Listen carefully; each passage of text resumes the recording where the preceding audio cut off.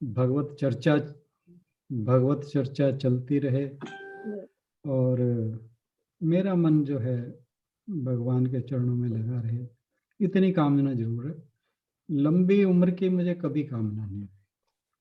और डेथ से मैं, जैसे मैंने कहा था, मैं पहले ही भय मेरा जा चुका है, उससे मुझे कोई भय नहीं है।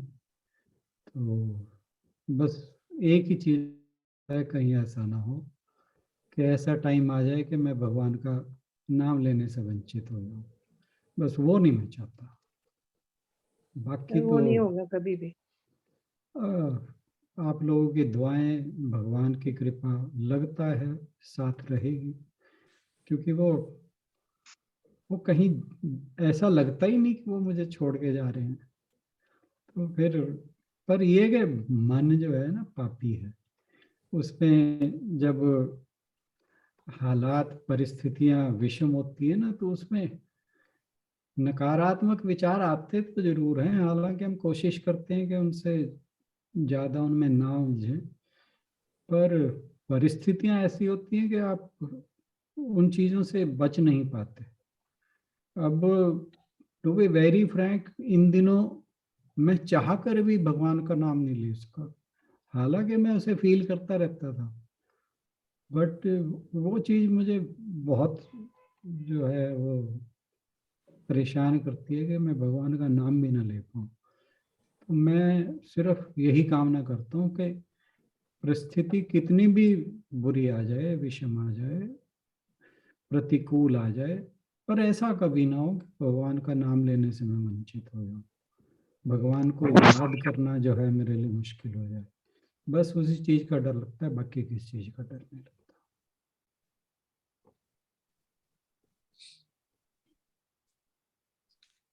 चलिए, इसी के साथ आज की चर्चा की शुरुआत करते हैं। सर, आप जितना कंफर्टेबल फील कर पाओगे जितनी देर तक उतना ही लीजिएगा, ज्यादा लंबा सेशन नहीं करेंगे। बस मैं अभी तो, जहाँ तक हमने एक बार रिवाइज कर, बाकी 4 श्लोक काफी इम्पोर्टेंट हैं।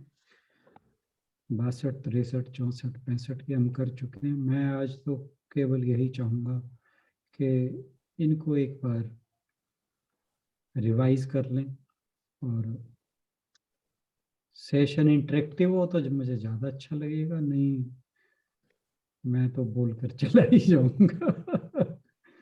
पर बेटर है कि जैसे आशु बहन जी बताती थी कि आप लोग पुराने वीडियो पर चर्चा करते हैं, तो आई होप कि इस पे हम थोड़ी सी चर्चा कर लें, तो मुझे अच्छा लगेगा। कुछ नई इनपुट होगी तो मैं जरूर दूंगा, साथ साथ हम इसको रिवाइज करते रहेंगे।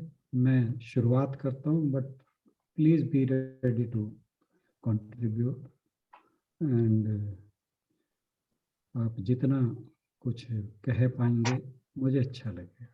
Thank you so much. तो 62वां श्लोक था, ध्याय तो विषयान पुंसः संगस्तेषु उपजायते संगात संजायते कामः कामात् क्रोधो विजायते क्रोधात् भवति सम्मोहः सम्मोहात् स्मृति विभ्रमः स्मृति भ्रंशात् बुद्धिनाशो बुद्धिनाशत प्रणश्यति। बहुत ही इंपॉर्टेंट श्लोक है। जैसे मैंने कहा था ना कि ये जैसे अष्टांग योग में 8 चरण बताए गए हैं समाधि की अवस्था को प्राप्त करने के, कि हम किस प्रकार वो 8 चरण के माध्यम से समाधि तक पहुंच सकते हैं। यम नियम, आसन प्राणायाम, प्रत्याहार, धारणा, ध्यान और समाधि। तो ये 8 चरण पतंजलि ने बताए थे कि आप अपने जीवन को कैसे रूपांतरित कर उस अनंत के साथ जुड़ सकते हैं। इसी जीवन में बिना किसी संदेह के और बिना किसी अंधविश्वास के। ये नहीं कि ऐसा हो जाएगा, नहीं, you have to do it, you have to experience it. और स्वामी विवेकानंद कहा करते कि religion is something which you have to experience, not have faith in it. कि तुम्हें सिर्फ ये नहीं कि रिलीजन कह रहा है उसमें विश्वास करो। कहते जो रिलीजन ये कहता है मुझ में विश्वास करो, कह रहा है उसे तुरंत छोड़ दो। और हमारे सनातन धर्म की ये बहुत बड़ी खूबसूरती है, वो ये नहीं कहता कि आप विश्वास करो, और वो किसी प्राणी मात्र से भेदभाव की बातें नहीं करता। वो ये नहीं कहता कि भगवान को केवल हिंदू प्राप्त कर सकता है, क्योंकि वो तो कहते थे कि ये जो वसुधैव कुटुंबकम, ये वसुधा जो है ये एक परिवार है। तो एक परिवार में हिंदू, मुस्लिम, सिख, ईसाई, जैन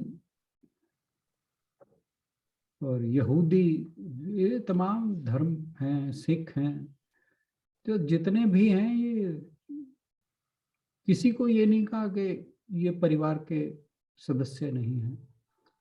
और कहा कोई भी जो है वो इस चीज को कर सकता है। हमारे जो वेदों ने कहा है, और खास तौर पे जो उसका लेटर पार्ट है जिसे वेदांत कहा जाता है, वो तो बातें ही कुछ अलग तरह की है। जैसे बाकी धर्म कुछ कुछ इस तरह की बातें करते, अरे अगर उसको नहीं मानोगे तो आपको भगवत प्राप्ति नहीं हो सकती। हालांकि मैंने थोड़े बहुत बाइबल के कोट्स पढ़े हैं, वो भी भेदभाव नहीं चल करते, और हमारे सिख धर्म में भी कोई भेदभाव की बात नहीं है। तो बहुत से ऐसे धर्म हैं जिनमें भेदभाव की बातें नहीं हैं, बट सनातन धर्म को बिल्कुल खुले हृदय से पुकारता है कि आओ और इस भगवान, ईश्वर, आत्मा, इसके साथ आत्म साक्षात्कार कर इसको अनुभव करो। वो ये नहीं कहता कि आ जाओ, जो मैं कह रहा हूं उसे मान लो, वो नहीं, वो ये कहता है कि आप आओ और इसे समझो, एक्सपीरियंस करो और ईश्वर को प्राप्त करो। तो ये बहुत बड़ी खूबसूरती है हमारे धर्म की, और इसीलिए ये कहा जाता है सनातन धर्म में कि जिसका कभी क्षय नहीं होगा। तो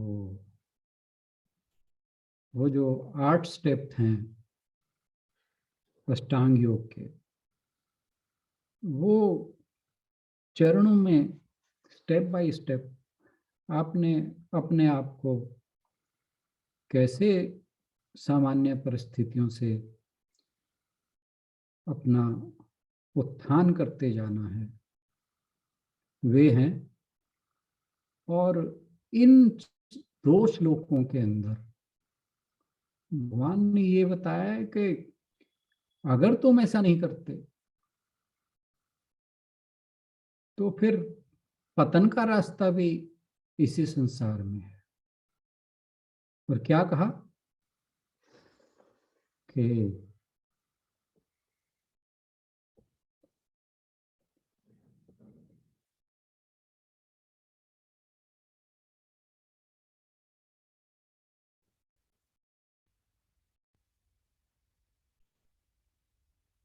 आसक्ति से धीरे धीरे,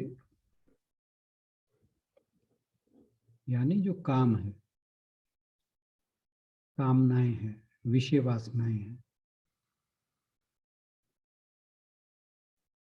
उनसे विषयों की अभिलाषा उत्पन्न होती है।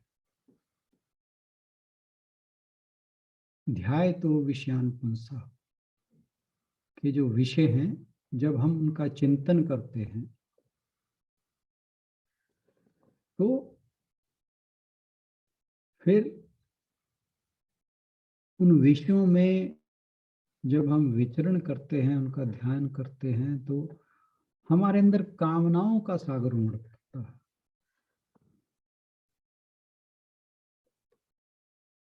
फिर कहा संगस्तेषु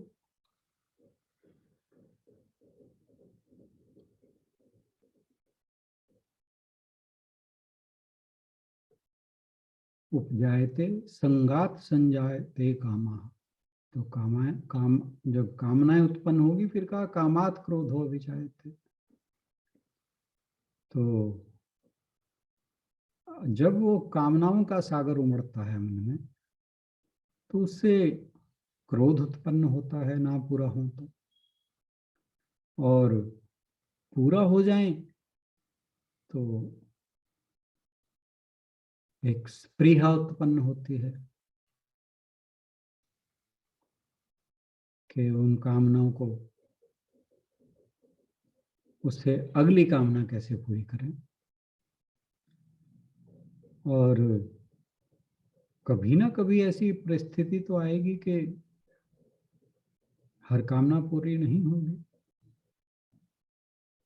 और जब कोई कामना पूरी ना हो, फिर उसका हम कारण ढूंढते हैं कि इस वजह से नहीं हुई, ये नहीं हुआ, वो नहीं हुआ, वो परिस्थिति गलत थी, ये मनुष्य गलत था, ये मेरा संबंधी ने मेरे साथ ऐसा किया, मेरे मित्र ने ऐसे किया, मेरे दुश्मन ने ये किया। तो कामात क्रोधो अभिजायते, फिर क्रोध उत्पन्न होता है। और क्रोध से कहा मोह, क्रोधात भवति सम्मोह, यानी मोह को हम अक्सर एक प्रेम के भाव में लेते हैं। प्रेम भी वो स्वार्थी प्रेम, जैसे कहते हैं कि बच्चों में मोह होना। पर यहाँ जो मोह की बात होती है, वो होती है भ्रम।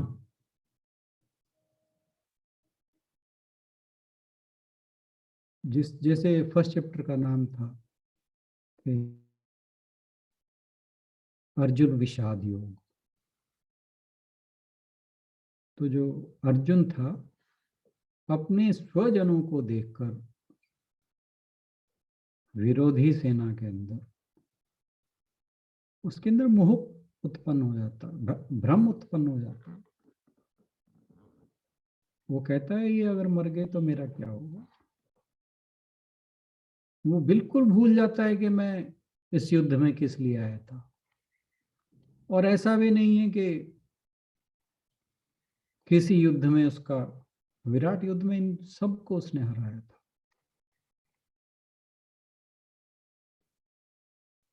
परंतु यहाँ पर या तो वो भगवान की लीला बड़ी न्यारी है, या तो उन्होंने जानबूझ के ही किया कि उसके माध्यम से वे हम सब के लिए गीता का उपदेश देना चाह रहे थे। तो इसलिए मोह का अर्थ है मूढ़ता, भ्रम, अविवेक।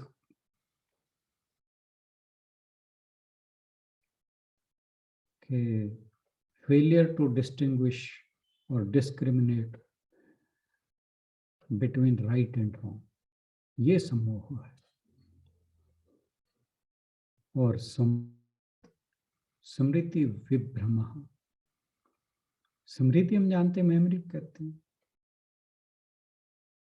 तो स्मृति क्या होती है कि जो हमारे अच्छे बुरे एक्सपीरियंसेस होते हैं,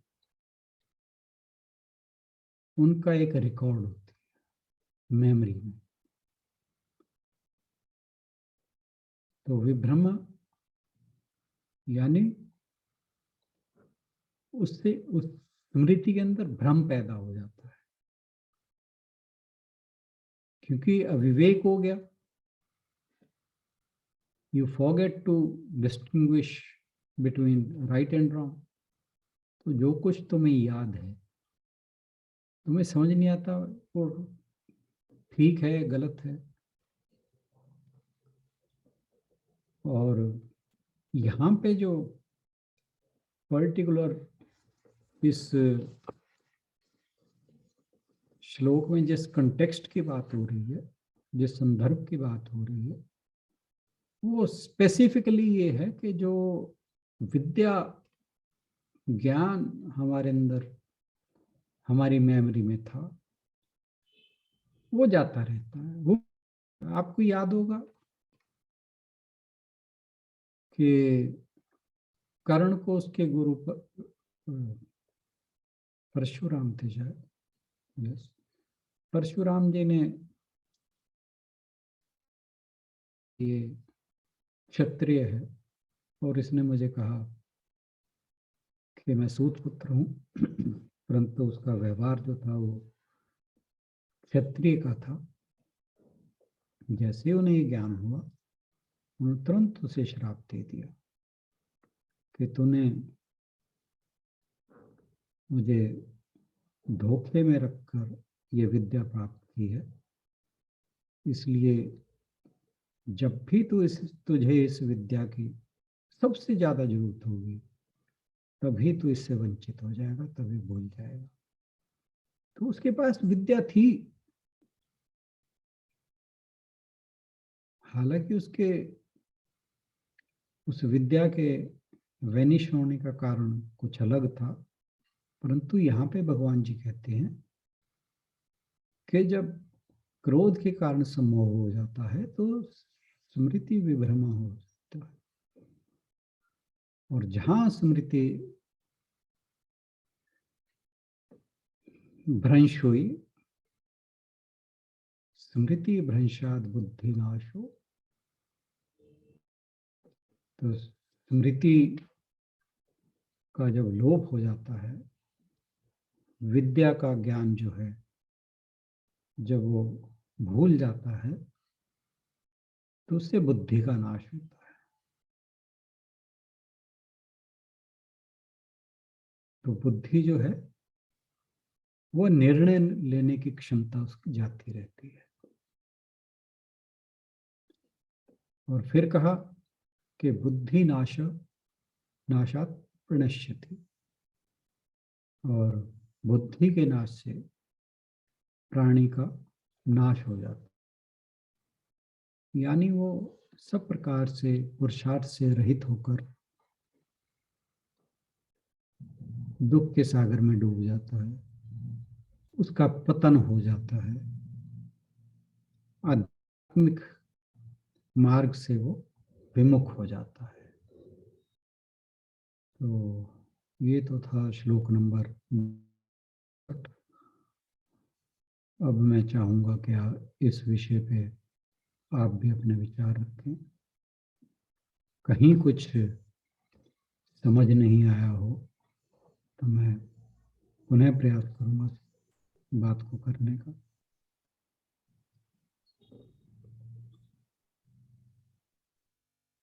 हाँ जी, जो भी अपनी बात कहना चाहें या जो भी इस श्लोक का उन्हें अभिप्राय समझ में आया, जरूर अपनी बात रखें।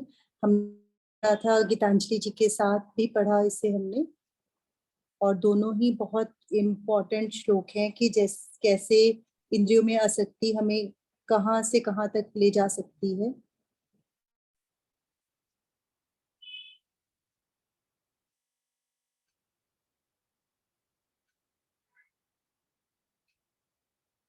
गीतांजलि, आप कुछ कहोगे?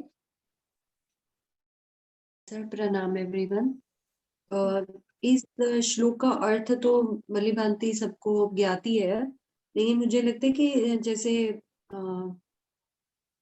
इसमें बताया गया है कि किन किन तरह की हम जो प्रॉब्लम्स है हमें आती हैं जब हम हमारा कोई भी विषय में बहुत ज्यादा इंटरेस्ट हो जाता है, आसक्ति हो जाती है, क्योंकि जब वो पूरी नहीं होती है कामनाएं तो फिर हमें गुस्सा भी आता है। और जब हम गुस्सा करते हैं तो जैसे स्मृति भ्रंश होता है या मूड भाव होता है, जिससे घर का माहौल या हमारे आसपास का माहौल जो है वो बिगड़ता है।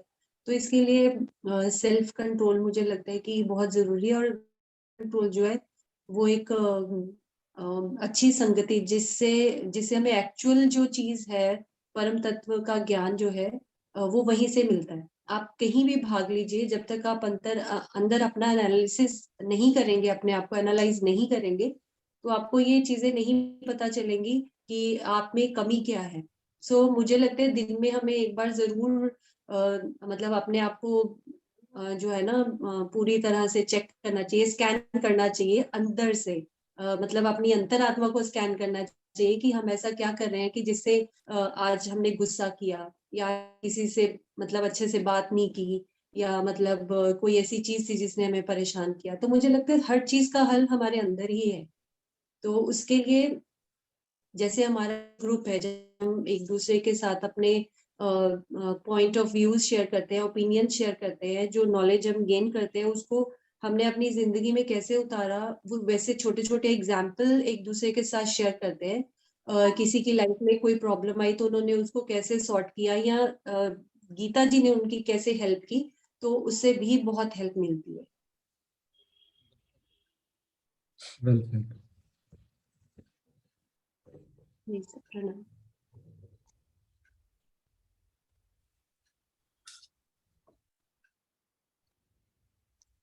सर रिसोर्सेज हमारे पास, सबके पास उतने ही हैं, लिमिटेड ऑन दी अर्थ, के लिए एक जैसा ही है। लेकिन कोई उसका उपयोग अपनी ग्रोथ के लिए करता है, और कोई उसको सिर्फ सुन के और भूल जाता है। अब जैसे दुर्योधन ज्ञाता था इस चीज का कि वो धर्म क्या है और अधर्म क्या है, लेकिन फिर भी वो ये मानता था कि वो धर्म के रास्ते पे चलने के लिए बना ही नहीं है, क्योंकि उसने कभी कोशिश ही नहीं की। तरफ अगर हम कोशिश करते हैं, और तो मेरे ख्याल से ये भी प्रभु की बहुत बड़ी ब्लेसिंग है कि अगर हमारे अंदर ये विचार भी आता है कि हमें अपने आप में कोई बदलाव चाहिए, या हमें अपनी कमियों को दूर करना है, तो ये भी एक बहुत बड़ी ब्लेसिंग है परमात्मा की। बिल्कुल, इसमें कोई दो राय नहीं। बदलाव की जो कामना है वही हमें अध्यात्म की ओर ले जाती है। नहीं तो ये संसार जो है हर एक के लिए एक भोग की जगह है, चाहे वे दुख का कारण बने चाहे सुख का। तो इस संसार में भोगी ज्यादा है, हम्म, परंतु जिस किसी को ये रियलाइज हो जाता है कि ये सब कुछ नहीं है, हम्म, फिर उसे लगता है कि कुछ और है जिसे अगर खोजा जाए या समझा जाए तो शायद इन दुखों से पार पाया जा सकता है। और जब ऐसा होता है तो फिर तो व्यक्ति का जीवन बदलना अवश्यंभावी, क्योंकि हम्म, दिक्कत हम सब के साथ यही है कि जो सामान्य प्राणी है कि हम ये सोचते हैं कि अगर मुझे ये प्राप्त हो गया तब फिर ये लगता है कि इससे ही खुशी मिलेगी। बहुत बड़े बड़े ऐसे लोग हुए हैं जिन्होंने लाइफ में बहुत कुछ अचीव कर लिया, और फिर एक स्टेज पर जाकर उन्हें लगा कि जिस खुशी को मैं ढूंढ रहा था वो अब तक नहीं मिली। हालांकि उस खुशी के लिए मैंने पता नहीं कितने पापड़ बेल लिए, अपने परिवार को इग्नोर किया, अपनी हेल्थ को इग्नोर किया, अपनी सोशल रिलेशंस को इग्नोर किया, और सिर्फ अचीव ही करता रहा। खास तौर पे ये जो आजकल की प्राइवेट इंडस्ट्री है जो बहुत जल्दी राइज देती है, तो वहाँ पर लोगों में ये जागृति एक समय पर आ जाती है कि मैं जहाँ बैठा हूँ, ये मैंने बहुत कुछ सेक्रीफाइस करके अचीव किया है,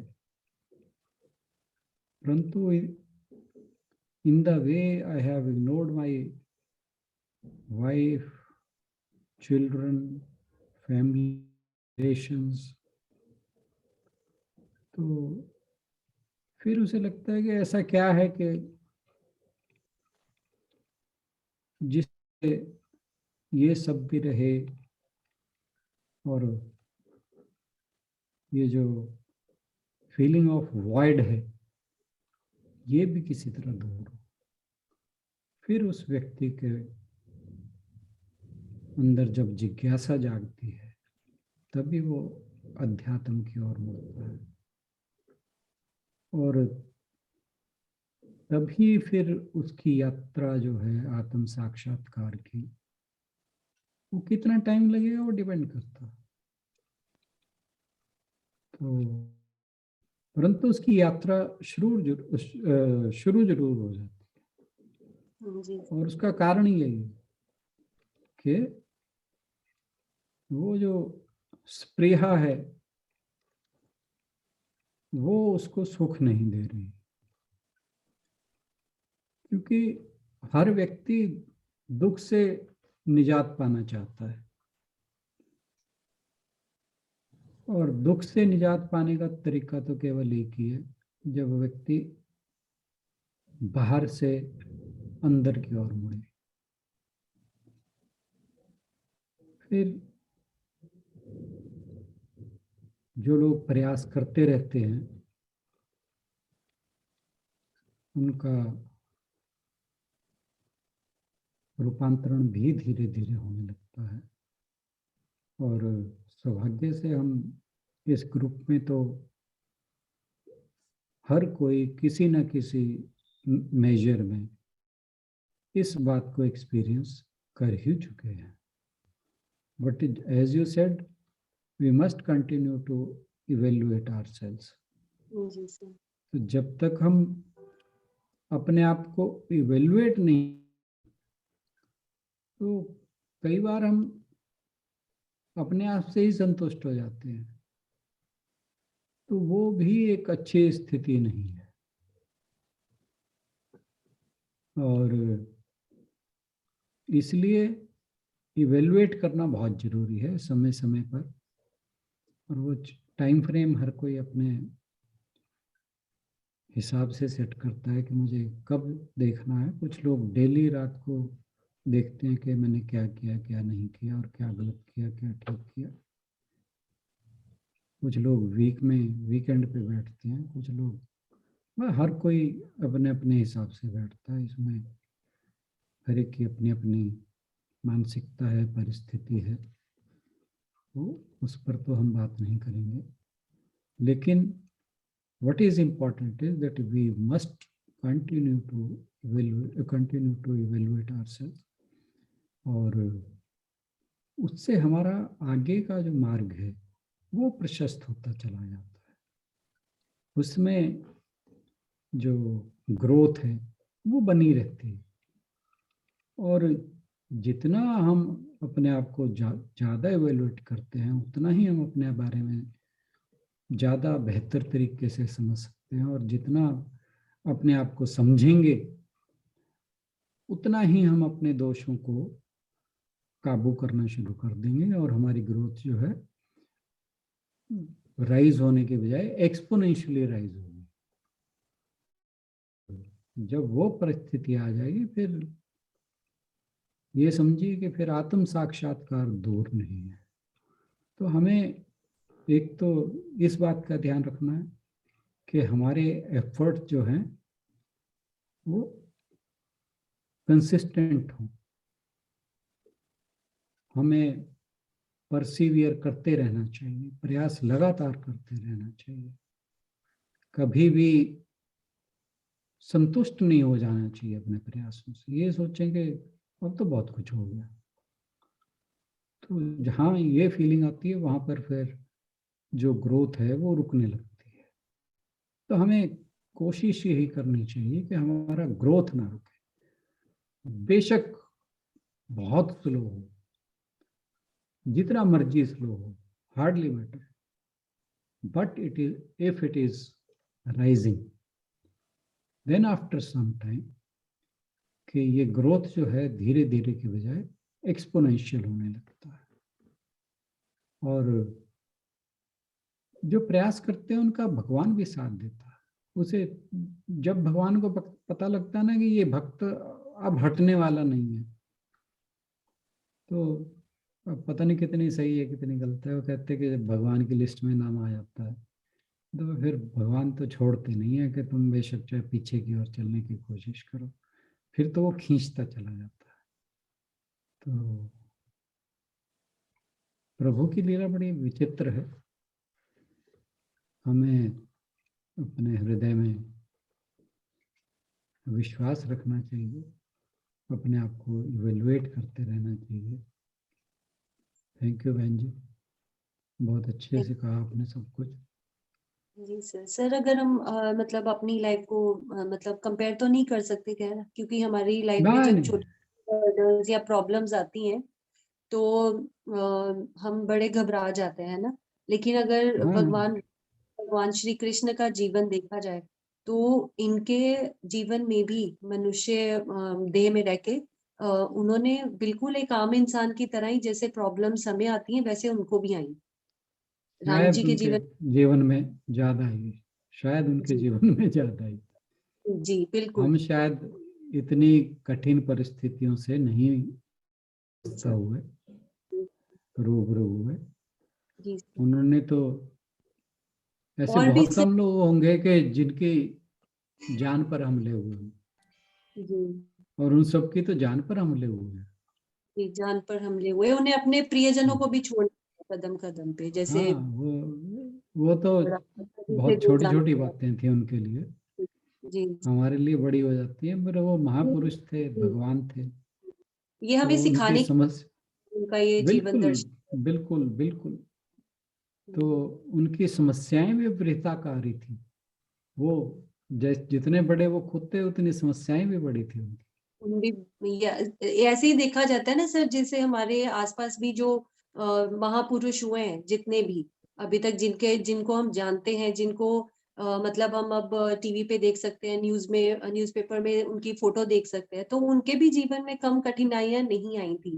वो इसलिए बिल्कुल क्योंकि वो एक तो बिल्कुल। उनका स्पिरिचुअल ग्रोथ का लेवल वो था कि भगवान ने शायद उनको इस पर्पस के लिए चुना था। तो वो बिल्कुल प्रिपेयर बिल्कुल। थे, उनको उनके कहते हैं स्थित प्रज्ञ बुद्धि थी जिनकी, जो अडिग नहीं होते थे अपने मार्ग से, जो उन्होंने एक बार चुन लिया। तो मेरे ख्याल से उन हम्म, सबका जीवन जो है बहुत अच्छा मार्गदर्शन देने वाला है। हाँ, तो वो भगवान जी की तो बात छोड़, जो और भी महापुरुष हुए हैं, जी सर। और जो बहुत रिसेंट टाइम तक रहे हैं या हैं, जो हैं उनके बारे में तो पता नहीं है। मुझे तो अपने गुरु जी के बारे में पता था, या संगीता बहन जी के गुरु के बारे में पढ़ता हूँ मैं, और कोई कितने, एक राम सुखदास जी अब नहीं रहे, उनके बारे में पढ़ा है। जो जब उनके जाने का टाइम आया तो उन्होंने जो मैसेज किया था, तो वो बड़ा औसम है।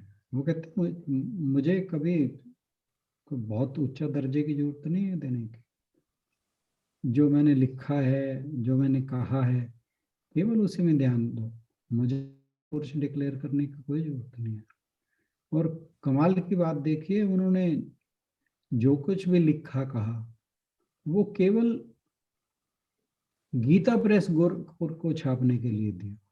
कहते मैं सिर्फ गीता प्रेस को इसलिए देना चाहता हूँ कि ये लोग प्रचार नहीं करते, एडवर्टीजमेंट नहीं आती, ये सिर्फ जो, अच्छा, पैसा कहीं इनके पास कहीं गलत नहीं आता, तो जो लोग दान देते हैं या उनके इंटरनल रिसोर्सेज होते हैं, उससे ही वे सब कुछ करते हैं। तो वो कहते हैं कि मेरा जो कुछ भी है वो केवल और केवल, बहुत से पब्लिशर उनके पास आए, इनके भी जो हैं बड़े पॉपुलर जो हैं संत हैं, तो उसका फायदा उठाया जाए ना, उन्होंने किसी को भी कुछ भी लिखने के लिए नहीं दिया, और अपने जो चाहने वाले थे उन सबको कहा कि मुझे कोई बहुत ऊंचा दर्जा देने की जरूरत नहीं, बस जो मैंने कहा है, जो किताबों में लिखा है, बस मुझे सिर्फ वही जानो। मेरे नाम पे कुछ बनाने की जरूरत नहीं है, मुझे कुछ डिक्लेयर करने की जरूरत नहीं है। तो वो, और आप ये देखिए कि उनकी जो गीता का भाष्य है वो बड़ा एनलाइटनिंग है। मतलब उन्होंने एक एक श्लोक के एक एक वर्ड के ऊपर जो काम किया है वो पढ़ने लायक। और हमारा तो सौभाग्य है कि हमारे ग्रुप में शशि बहन जी सारी डिस्कशन ही उसके ऊपर करती हैं।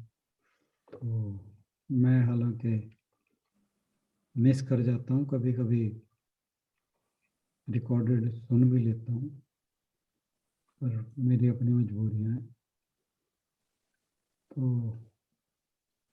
वो एक अलग विषय है, पर जब जो कुछ मैंने उनके बारे में सुना है वो बहुत ही कमाल का है। ऐसे ही रमण महर्षि, स्वामी विवेकानंद, जी स्वामी दयानंद, तो ये लोग बहुत ही अलग किस्म के थे।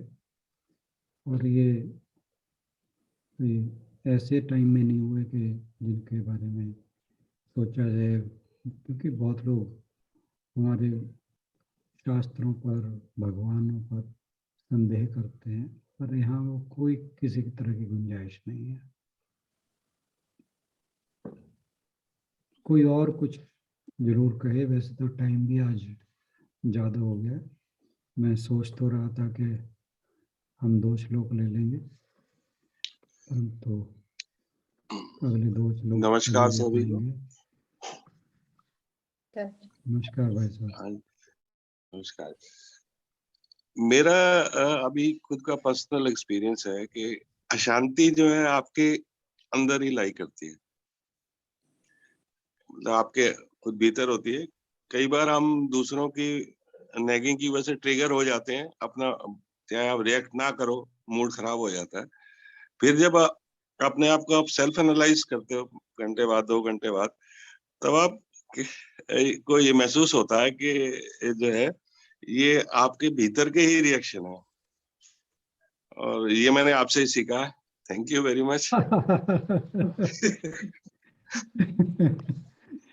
तो ये बात बिल्कुल सही है।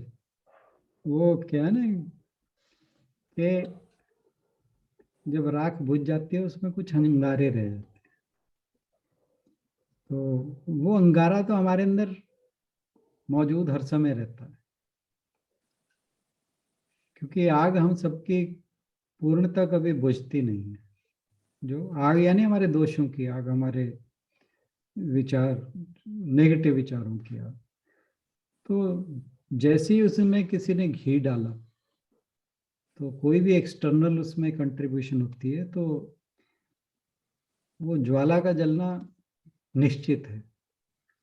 परंतु हमारे साथ अच्छी बात ये हो रही है कि वो ज्वाला हमारे अंदर जल जाती है, लेकिन ये जो सामान्य प्राणी है उसके अंदर जब वो ज्वाला जलती है तो वो आसपास सबको जलाने लगती है। हमारे अंदर जब वो ज्वाला जलती है भगवान की कृपा से, तो हम पानी लिए तैयार ही बैठे रहते हैं। हालांकि जैसे आग बुझाने का काम होता है अग्निशमन में, कई बार वो बहुत जल्दी बुझ जाती है, कई बार थोड़ा टाइम लगता है। बट ये कि हमारा सिस्टम जो है इंटरनल, वो अपना एक्सटिंग्विशर जो है उसे ऑन कर देता है। यही आम जन में और हम में थोड़ा सा फर्क है, और थोड़ा कहने को थोड़ा है पर बहुत बड़ा है। और बहुत से, और कहा भी जाता है कि साधु संत महापुरुषों के ऐसा नहीं है कि उनको ये चीजें व्यथित नहीं करती, पर वो कहते हैं कि पानी में लकीर जितनी देर रहती है ना, बस इतनी देर है।